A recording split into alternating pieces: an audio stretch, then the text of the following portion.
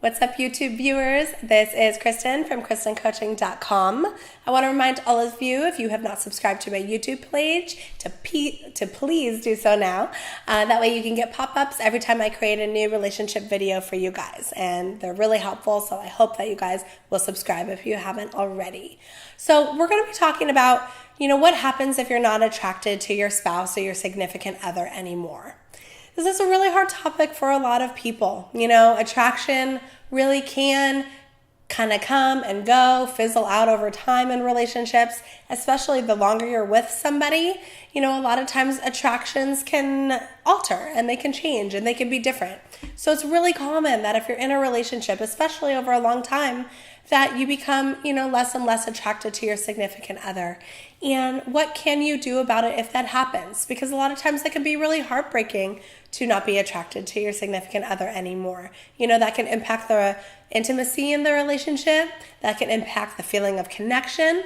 That can bring up a lot of arguments in the relationship. It can make the other person who isn't as attractive, to feel really insecure about themselves as well. And I just want to validate for you that this type of a situation does happen and it is normal. And there are things that you can do to help increase the attraction again. So we're going to talk about those and just see if any of those will be helpful for you. So I want to make a point, and this is my first tip, is that there really is a difference between physical attraction and emotional attraction. So my first tip is to self-reflect and figure out exactly what the lack of attraction has to do with. Is it physical? Is it emotional? Is it both? The reason I say this is because it's important to self-reflect on the relationship to see if there's other aspects that aren't working for you, that isn't just about the physical attraction. Are there other areas in your relationship that you're unhappy about and feeling unfulfilled about, or maybe harboring resentment in? If couples work on the emotional aspects of the relationship, oftentimes, not all the time, but oftentimes, the physical attraction to their significant other does increase. You're looking at them through more rose-colored lenses, the happier you feel about your significant other. So I really encourage you to take a look and start working on other aspects of your relationship as well that you might not be as happy in, because those are, although hard to tackle, they're very attainable to tackle. You just have to be honest with yourself and figure out what areas in your relationship just really you're feeling unfulfilled in and not happy in, or just things that you think that can be improved. Okay, that's a really good way to start. Increase the emotional connection with you guys. That can help increase the physical, okay? I know you guys might not think that the second tip is going to be at all comfortable to do, but sometimes talking about it with your significant other is good. And I don't say talk to your significant other and blame your other half for not feeling attracted to them, but it's good to have a dialogue about these things. I'm always encouraged the dialogue. I always encourage the authentic, healthy communication. It's important to bring that up, because maybe your partner has let himself or herself go over time and they don't even realize it. Maybe we can make certain efforts with ourselves of self-care and doing things to make us, be more attractive, or at least we can feel better about ourselves, and that energy exudes outward. So just to have a conversation of where you're at, because sometimes people will be really embarrassed to bring that up to their significant other, and they'll slowly isolate from their significant other over time and be more quiet and more emotionally distant, which results into physically distant.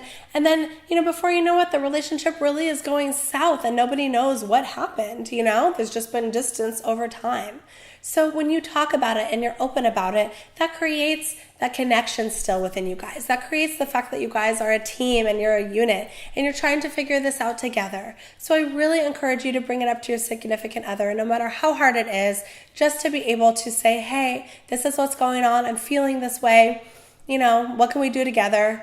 I have some ideas. Do you have some ideas? I think it can be a really good starting point, okay? I know it's nerve-wracking, but you can do it. The next thing that you guys can do is, again, the emotional intimacy really can increase on the physical level. So I suggest that you guys go out and do fun activities together.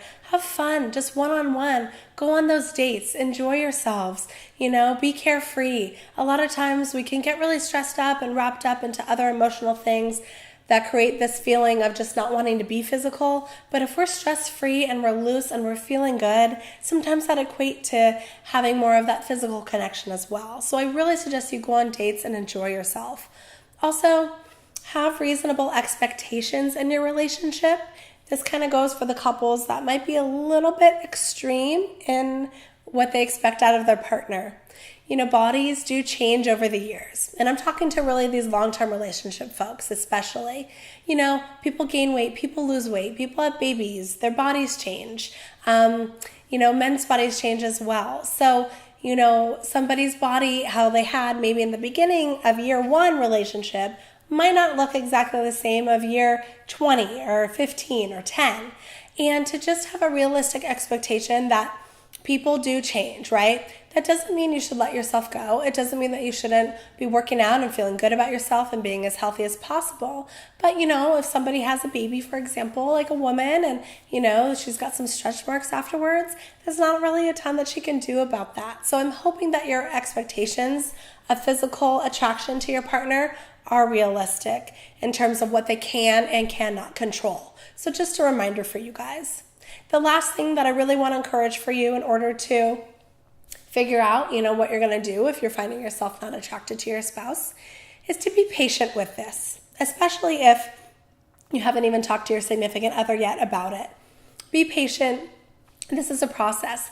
There are some ways that you can increase it, but it's going to take time and you have to be working through it, and it is a process. So just be patient with yourselves. You're not just going to go from 0 to 60 of attraction in a second. It's going to take time to build. So notice the things that you really do appreciate about your partner, the things that you are attracted to. I'm sure you can think of things if you really, really sit down and analyze, what am I attracted to about my spouse? That's important that in any relationship you can find some good in there. So focus on that, be patient, do these tips to help increase the physical attraction, and you guys are going to be solid and you'll be good. You just have to put in the effort and make sure that both of you are aware of what's going on. And I think that you guys can really work on this, but you guys have to do it together. And again, don't blame each other. Do it together. Be kind, be gentle. And I really think that you'll be able to increase your level of attraction for one another. Please ask me any questions, comment below, and I will get back to you as soon as I can. And I'll see you guys next time for my next video. Thank you so much for joining. Bye-bye.